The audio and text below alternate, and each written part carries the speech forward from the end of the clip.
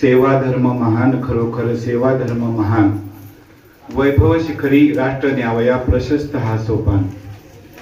मला इथं आल्यानंतर पहिल्यांदाच हा बॅनर पाहिला आणि त्याच्यावर भारत मातेचा फोटो पाहिला. मला एकदम बरं वाटलं. एका बाजूला भारत माता आहे आणि दुसऱ्या बाजूला गोमाता आहे आणि मध्ये आपले माता पिता आहेत. म्हणजे इतकं सुंदर संयोजन या फ्लेक्सचं आहे. आज गंगामाई वृद्ध माता पित्यांचा जो संघ आहे जिल्ह्यामधला, त्यांचा हा जो स्नेह मेळावा आहे, तो स्नेह मेळावा या ठिकाणी आयोजित करण्यात आलेला आहे. आणि त्या स्नेह मेळाव्याचं निमंत्रण आज देशमुख साहेबांनी आणि विश्वासराव महाराजांनी आम्हाला दिलं. खरं म्हणजे काही गोष्टी आपल्या भाग्यानेच आपल्याला मिळतात, तशा मिळत नाहीत. आणि काही लोक आहे ना, ज्यांनी इतिहास घडवला ना, ते लोक वेडी म्हणतात, त्यांना समाज वेडा म्हणतो.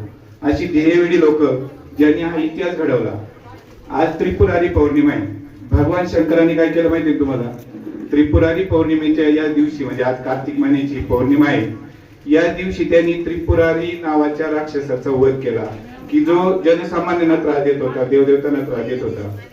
आज तो त्रिपुरारी राक्षस नाहीये, आज भगवान शंकर आहेत की माहित नाही मला, पण आज प्रत्येक घरात एक त्रिपुरारी नावाचा राक्षस आहे, ज्याला आपल्या आई वडिलांकडे सुद्धा लक्ष द्यायला वेळ नाही. तैत्तरीय उपनिषदामध्ये 4 प्रकारचे देव सांगितले: मातृदेवोभव, पितृदेवोभव, आचार्य देवोभव आणि अतिथी देवोभव. मग आपल्या आई माझा गुरु, आई कल्पतरू, कैवल्याचा सागर आहे माझी. पण बऱ्याच जणांना इतके दुर्दैवी जीव या जगात आहेत की त्यांना स्वतःचे आईवडील दिसत नाही, गुरु तर लांबच राहिले आणि अतिथीचा तर विषयच नाही. बरोबर की नाही? गेल्या 28 सप्टेंबरला माझ्या वडिलांचा सहस्त्र चंद्रदर्शन सोहळा मी खडकवाडीत केला. ते एक असे 87-88 वय आहे त्यांचं.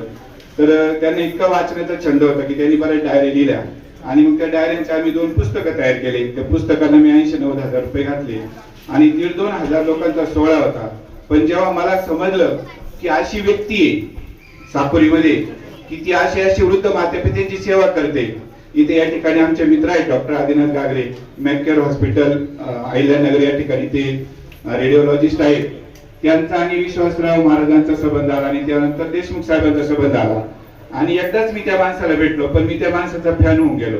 आणि जेव्हा आमचा कार्यक्रम होता खडकवाडीला, भरपूर मोठमोठे लोक होते, कारण मी आय दर्जाच्या माणसाला त्या कार्यक्रमाचं अध्यक्ष केलं होतं. त्यांच्यासोबत ते सगळा कार्यक्रम केला आणि त्या कार्यक्रमात मी देशमुख साहेबांना बोलवलं आणि तिथं 1000-1500 लोकांचा समुदाय होता. अक्षरशः पाऊस इतका होता त्या आदल्या दिवशी रात्री, पण लोक भरपूर आले होते. आणि त्या कार्यक्रमात मी सगळ्यांच्या समोर देशमुख साहेबांना उभं केलं आणि लोकांना म्हटलं, बघा अशी सुद्धा लोक या समाजात आहेत. लोकांना स्वतःच्या